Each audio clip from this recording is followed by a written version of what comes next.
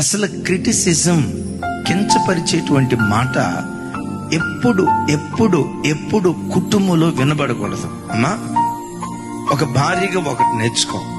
దేవుడు నీకు ఇచ్చిన భర్తను గూర్చి ప్రాణం పోయే పరిస్థితి వచ్చినా నీ కడుపును పుట్టిన పిల్లల ఎదుట నీ భర్తను కించపరుస్తూ మాట్లాడుకో.